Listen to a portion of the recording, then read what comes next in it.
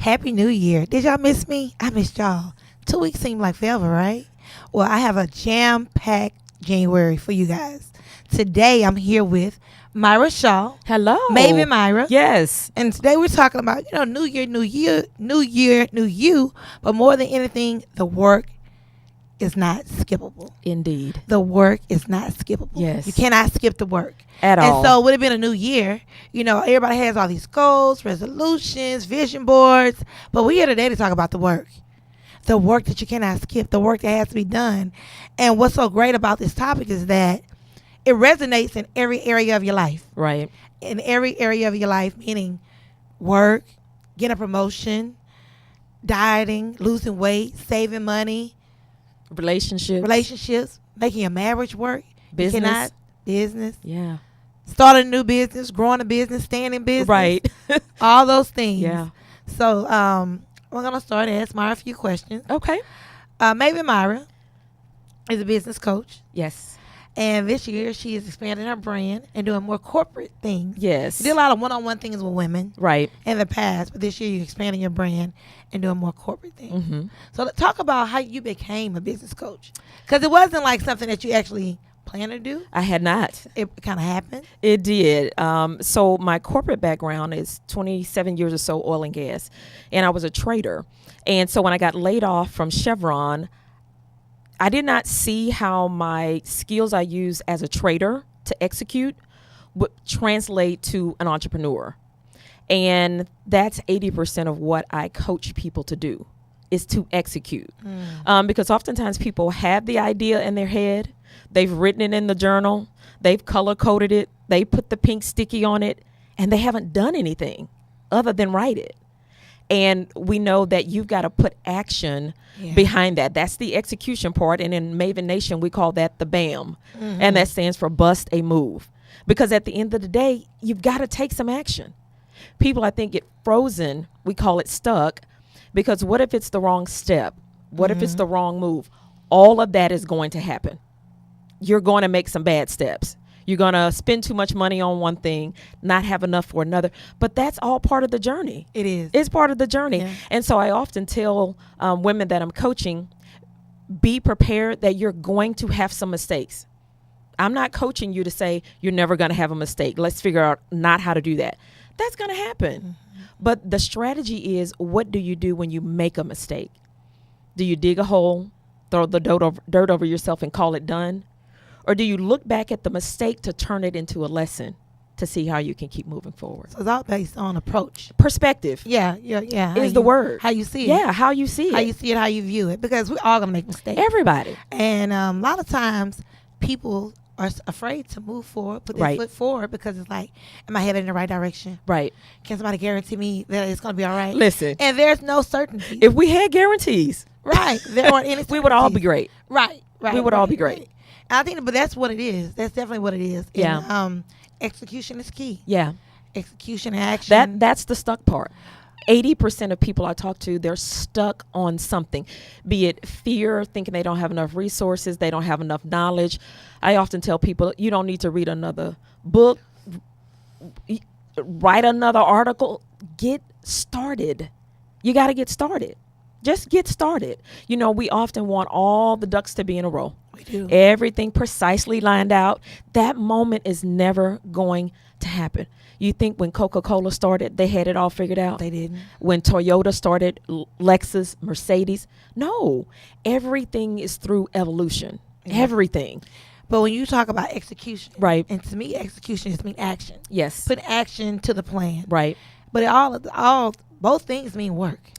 Absolutely. Execution, action mean work. Putting in the work, doing something. Right. Besides talking about it. Right. Actually being about it. Absolutely. Being about it. So even if we fail, even if we lose a little money. Right. Even if we have to do it again. Yes. It's okay. And all of that's going to happen. It is. You're going to lose some money. You're going to make some missteps. You're going to hear no. You're going to connect with the wrong people. There's going to be some rejection. All of that is going to happen. But I was just saying to a client the other day that everything, when the Bible says that all things work together for our good, everything that has happened is preparing you for your future self. Everything. There's nothing that happened. The bad connection, the bad relationship, the money you lost is preparing you for your future self. All of it. We don't see that when we're in the moment because, we're kind of whining and having a pity party and being hard on ourselves. I often say, be gentle with yourself. Be gentle with That's yourself. it. Yeah. Because the mistake you're making is really a lesson. I I don't like think that. we have a loss. It all is a lesson. Uh-huh. You got to get the perspective right. You got to get out of your feelings and see it for what it really is. One of my favorite books, is Sometimes We Win and Sometimes We Learn. Absolutely. And really loses right there, and it's crossed out on the book cover. But like you said, it's not always a loss. No. It's a No. learning experience. Yeah.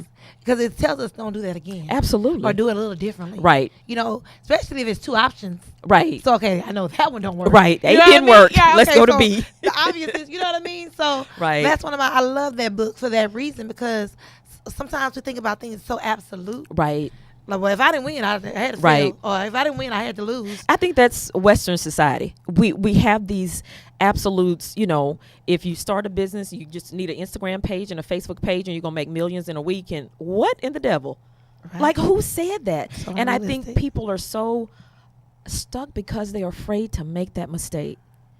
My business today does not look like it looked at the beginning of last year or the year before that. That evolution only came because I made some mistakes.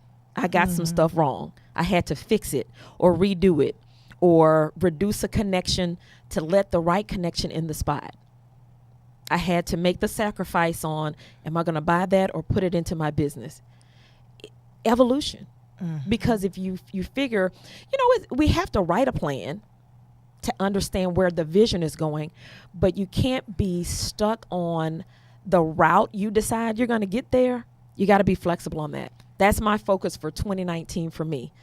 Understand the vision where I'm trying to go, but be flexible on the route, because that will get you stuck when you say, well, I wrote down steps 1, 2, and 3, and step 2 didn't go right. So now I'm stuck. Just be flexible on that. A lot of people are rigid. Yeah. I know that flexibility is definitely one of my strengths. I'm very flexible, easy. Like, I have a plan. Right. But I know that the best made plans Right. will be changed. And for that reason, I'm real flexible. Right. I'm very amenable. Because at the end of the day, I just want the vision to manifest. Right. The result. So by any means Right. necessary, however we get there, we get there. But you're right, flexibility is the key. But I think flexibility goes back to perspective. Right. And so what happens is when our plans are altered, and I think for me too, I fly a lot. Okay. And I encounter a lot of delays. Okay.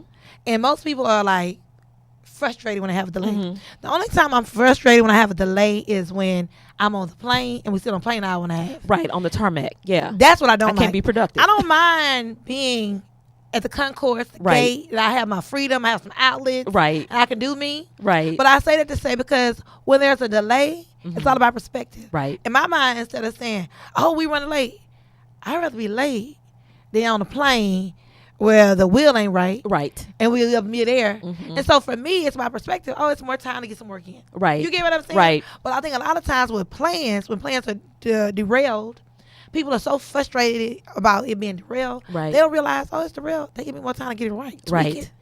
I And think- sometimes we need more time to tweak. Absolutely. I was going to say we can spend that energy. So if you look at your energy for a day as a bucket, you only have so much for a day, and something doesn't go according to plan, you can take that energy and use it to complain and whine about why it didn't happen, what didn't work, or you can just make an observation about it. Okay, this is why this didn't work. And you have to do that part. You can't just skip it and go, well, let me just try another one. Because if you can understand why it failed, then you know what not to do when you go to the next option. So using that energy to execute, because staying in a problem, just whining over it, is not execution. It's not. You're just killing time and using energy. Wasting a whole lot of energy. Yeah. And one thing about time is that one resource where I don't care if you're old, young, Right. I don't care if you're rich or you're poor.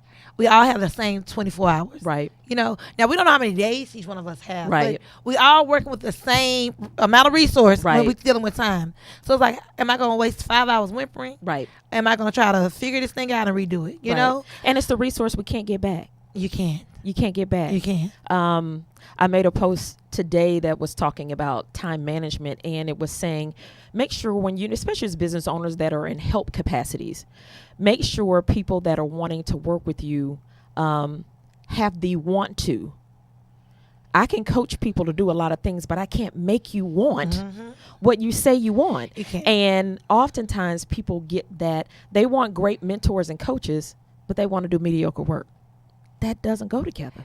It's ironic. So this morning I was with my business coach, and we were talking about coaching. Right. Because I started doing some business coaching for new businesses, Okay. businesses 0 to 5 years old. Okay. And so we decided that was what my niche would be. And I'm enjoying it, but I was telling her, my issue is the work. Yeah.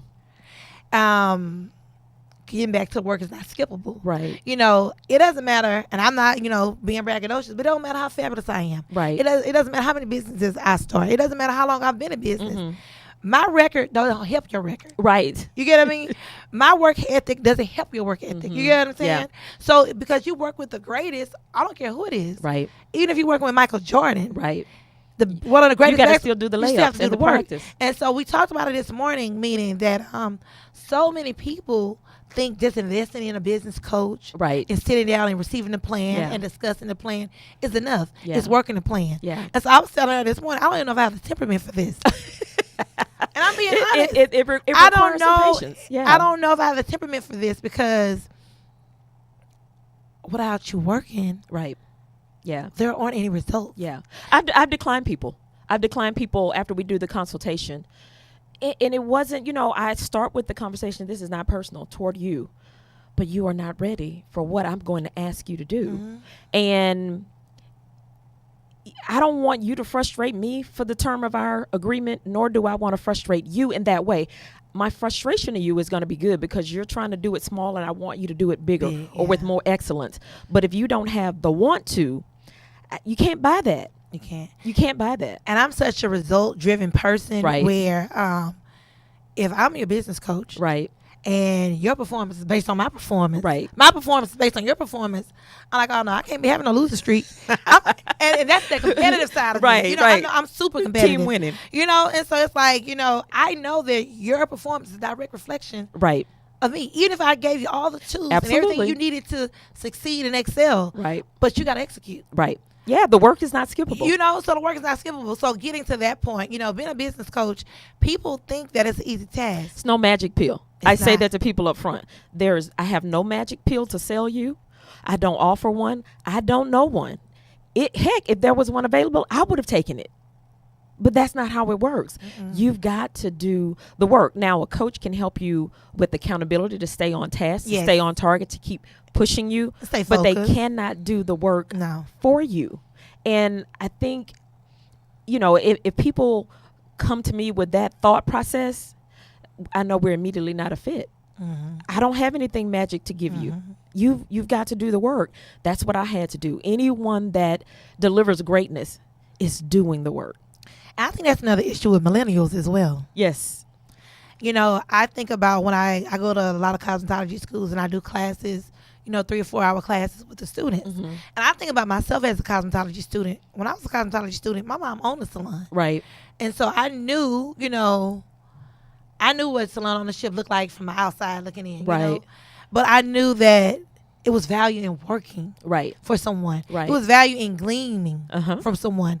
It was value in being someone's apprentice, an intern. Right. Because you get all this knowledge and learn all these lessons faster. Right. Accelerated growth. You know what I mean? Yeah. Where it took my mom, 20 years to learn some things. I was able to learn them in 2 years. Right. That saved me 18 years. That's a value. And so when I go to these cosmetology schools, and you're in a class and you're speaking to the cosmetology students, you ask a question like, where you want to be the next 3 to 5 years? Oh, everybody want to own a salon.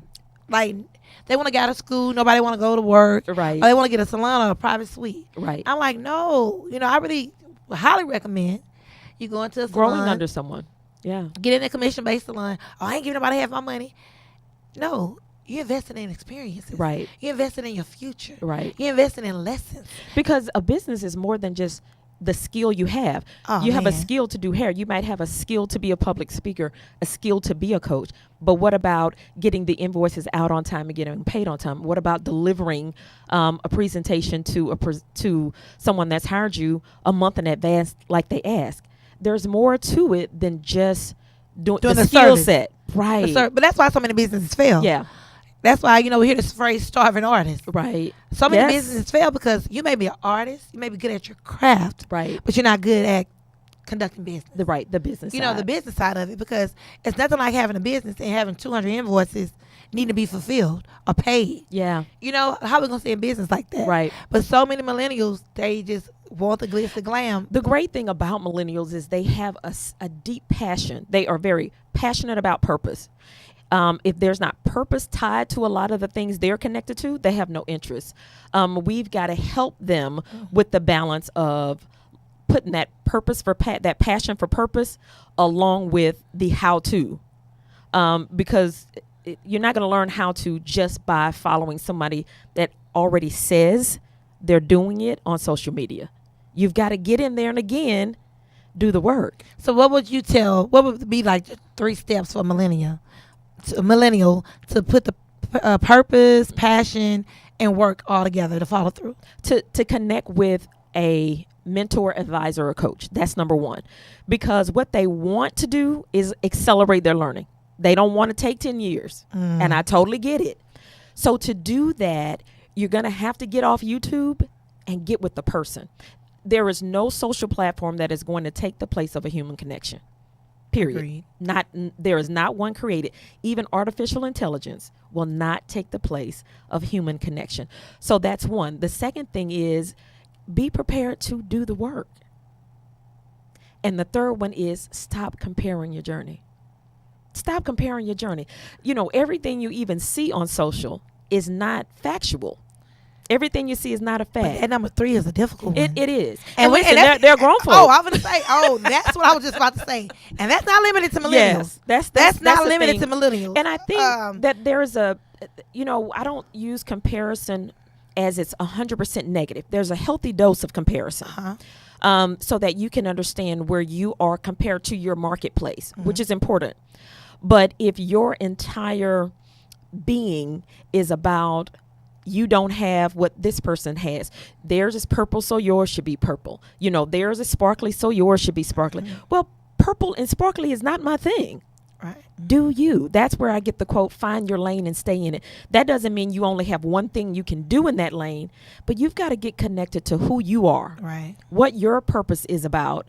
What is your unique ability to bring it into the earth? That is where you're going to find your peace. And I think the hunt for peace and the hunt for fulfillment is at an all-time high. It's at an all-time high, but the routes in which we are working to discover it are at an all-time low because it's just comparing. Yeah. If it doesn't look like this person, then I must not have it. When that's everybody's not going to get there the same way, or it's not going to look the same for everyone. And why try to be like everybody else?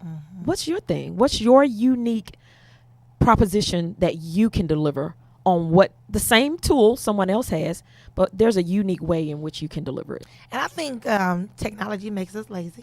Absolutely. It makes us lazy for the simple fact, just simple things. And I said this years ago with calculators in schools. Kids don't want to do computation. And I mean, when I was in school, right? Calculator. When you have a calculator, it's going to do the work for you. Right. Now, oh my God, I ain't got to know what 9 plus 9 is off the top of my head. Right. Simple things. Put it in my phone. Yeah, simple things. So now let's fast forward to the cell phone. Back in the day, you memorized everybody's number. Right. You did, but the cell phones make you lazy. Right. And so I'm saying this to say that so much technology handicaps us. Right. You really have to be vigorous. Right. And wanting to learn and put in the work. Absolutely. You have to. Because even as a hairstylist, and I'm just using that as an example, forget a hairstylist. I'm going to take it out. As a business owner, we can't just use social media as our only platform to market. Gosh, no. You get what I'm saying? So forget being a hairstylist in general. In If you think that social media is going to be the only way that you're going to market, you're not going to do face-to-face consultation. Build your email list, and all that. give out business cards and cold calling. Cold Yeah. calling still works. Absolutely. You know, things like that. But it's like, no, I want to put up a post. I want to walk away. I want to have 500 likes. I want my phone to ring off to. Well, I often say about social media, what if Facebook went down for a month tomorrow? Mm-hmm. If that is the only place in which you interact with your customers and potential clients, you don't own Facebook. Sure don't. You don't own Instagram or LinkedIn. So building your email list, making contacts with people so that you can pick up your phone and call them. Now, of course, you won't be able to call everyone, Right. but that is the value of building your email list, is that you have access to contact those people when you want. Yes. Versus if Facebook goes down for a month and that's your only access to your people, well, your fate is in the hands of Facebook. Uh-huh. We see how well that's been working out. You've got to do, that's the thing. You have to take You got to do control. the work. Yeah, you have to take You got to do, control. that requires more work to It build an does. email list and make personal connections with people. That requires more work than just creating an ad on Facebook, because that's just behind your keyboard. Mm-hmm. But that's where the work is not skippable. It like that applies to every area of your life. Spiritual growth. Mm-hmm. You can't feel like you're gonna, drop to a knee when you're just in trouble and say, God, I need. Mm-hmm. He's gonna like, well, what happened when I had already provided? Where's the work on that? Mm-hmm.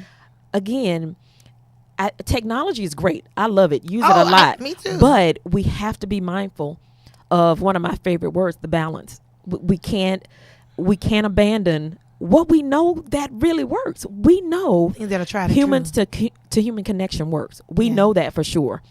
But it's easy to oftentimes just we keep putting it off.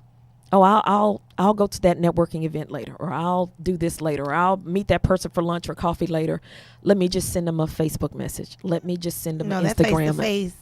Can't beat But it. it goes back to me, relationships. Absolutely. Especially when you're in business. Right. Relationships are key. They're Uh-huh. vital, because at those networking events, Right. at these functions, Absolutely. these conferences, these meetups, you meet these people and you really connect, a genuine connection. Right. A genuine connection. That's one of your Rolodex is one of your most valuable assets. Because what you need is probably in your phone already. If you've made a personal connection to it. I often say you need to make deposits into relationships. So when it's time to make a withdrawal, you have something to withdraw from. You can't meet someone at an event, get their business card. 2 months later, you haven't made any follow-up. You didn't connect on LinkedIn, send them an email, pleasure to meet you. And 2 months later, you're like, oh, I remember. NaKeitha does X, Y, and Z. And you try to call and go, hey, Keitha, can I get you to do X, Y, and Z? And you're like, who is this? Right. You got to make deposits in. And how does that look? That might be if that person has a book on Amazon or a podcast, you follow it, you make comments, you buy their book or their, ebook, Support you the send them a movement. note. Simple stuff. It's not hard. You can send them an electronic Starbucks gift card, $5. You can send a Starbucks card for $5 at a minimum. $5. And they're like, wait, who did this come from? So when you later need to make a withdrawal, they're like, that's the young lady that sent me that $5 Starbucks card. Seriously, real story. I was working on sponsorship for my event this month, the conference, and this was a company out of New York. I had emailed them a couple times, no reply. And I knew I had the right email address because I connected with them on Instagram, started on social, got off social, went to email, sent them a couple of emails, no reply. And listen, the gold is in the follow-up. Can't take it personal and be like, oh, man, they didn't email me back. And I give up. Right. I emailed them a couple more times. No reply. I went to the Starbucks website. I sent them because it was 3 people I was reaching out to. I sent them each a $10 Starbucks gift card. Call me the same day. Coffee. It's a gesture. Yeah, that you were thinking about me a little. Because imagine how many emails this company gets asking for, can you sponsor? Can you give? Can you give? To go above and beyond. $10. That didn't break me. It didn't. $10. And the return is so much greater. The lady immediately emailed me back and said, can we speak today at 2? Oh, for sure. Right. For sure. Yeah. Yeah. But it's just the extra step. And sending someone a message on social as the extra step is not the extra It's step. not. And, I like how you mentioned follow through. Yeah. How, a lot of times we feel like I reached out to that person, box check. Right. Right? So it's like, you wake up in the morning and say, I need to reach out to this company today, this company, this company, this company. Because you sent the email, Right. Don't mean the connection was made. Right. What if And they so- didn't even read it yet? So the follow through is definitely really the real checking of the box. Right. But so many times we check the boxes, we just sent the email, we did the text, we did the call. So And you know what keeps us from following up? Fear of rejection. Really? What? Well, And I sent it, but you know, what if they read it and they don't really want to, they don't want to follow up. Maybe they want to say no. We create a whole dialogue in our head about something that's not real. There is not a company that has connected with my conference for this month that replied on one email. Wow. I did not get the connection that way. I'm talking about we created a whole spreadsheet of all the companies what we wanted to reach out to. We had a strategy on how we were going to reach out. We started back in September for a January event, once a month. Then we went to twice a month. And last month, it was every week. And we started getting replies. Sometimes they're seeing it, but they're like, okay, that's more than 30 days out that I need. We got time. Right. But if you give up, listen, you got to keep going.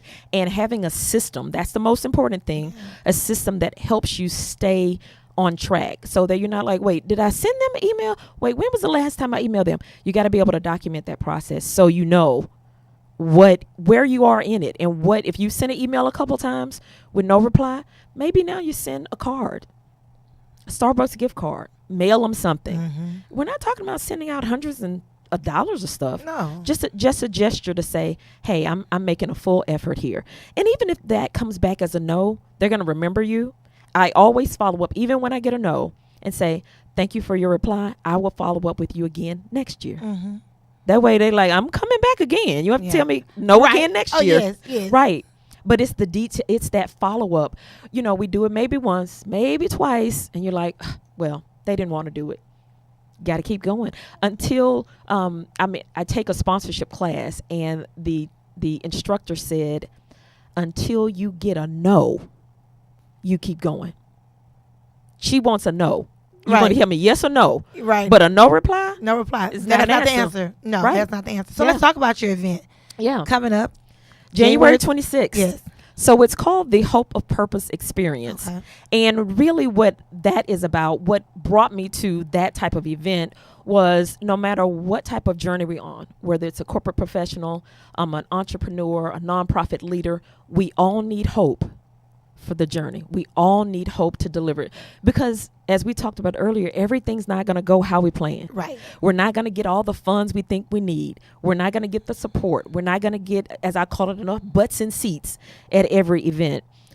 But the hope that you have for the purpose you know you were created to do is what you need to keep going. So we're going to be sharing strategies around that for business, for health, as well as relationships. So our relationship segment is going to be by an all-male panel, Okay. moderated by my husband. So if people that have met my husband, it's the last event of the day. Because the men are going to, I just anticipate that's going to be a fun time. So the Hope of Purpose experience is, for business leaders, corporate professionals, social influencers, nonprofit leaders, really gaining strategies to make 2019 different. Like, I posted this morning, if you tried to reach a goal the last 2 or 3 years with no success, and here it is January, and you're trying to do it again with the same route, you didn't do anything differently, you're going to get the same results. This is giving us strategies on how to really up the ante. The favorite song, Living My Best Life. How do you really do that? It's more than a song. Yeah. How do we really do that in a holistic way, health-wise, relationships, and in our business and or career if you're in the corporate space? That's good stuff. That's Yeah. a great way to start the year. Great. A I love to great do way. these events in January It's- because And I know it people gets your mind right. People say, January events aren't good, because after the holiday, but we need that. Right. And what I'm a firm believer in is people do what's important for them. Absolutely. I don't care Yeah. if Christmas was yesterday. Right. You know what I mean? If it's People important do- to you, you will find a way. And if your future is important to Absolutely. you, if being successful and succeeding is important to you, you're gonna make a way. You're gonna make it happen. Yeah. One of the activities we always do at the January event is you write a letter to yourself with what your goals are for the year. So you've gotten this great information. We do it at the end of the day. What are a few goals you have for yourself? So you write it, put it in an envelope, you And mail it to seal it, yourself. you give it to me. My team collects them. And at some point, randomly in the year, I mail it to you. I've done And when women have and men have gotten that in the mail, they've sent me messages in tears saying, because I normally send it in fourth quarter. Wow. The things that I've written in here, I've done them this year. Oh, that reminds me of a vision board. Yeah. When it manifests, Yeah. I have a vision board in my office from 6 years ago. I won't take it down. I've done plenty since then. Right. But to see the manifestation is just Right. amazing. That's the important part, because, I don't host events just to host events. No, you want to really be practical. I want people to be able to live out the purpose they were born to deliver, because everyone's not waiting for Myra. Everybody's not waiting for NaKeitha. No. Someone is waiting for everyone that is watching this podcast. So I often say, if you're not doing what you were born to do, who are you holding up? Because someone's waiting for you. Yeah. Well, Myra, I want to thank you. My pleasure. Our time is up, but you have so much good information. Please follow her on social media. What's your website? What's your Instagram? Instagram is Maven Myra, and I am Miara Shaw on all the other platforms. And my website is MyraShaw.com. I made it all easy. And join us Yes. for the Hope of Purpose experience. Until next time, bye-bye.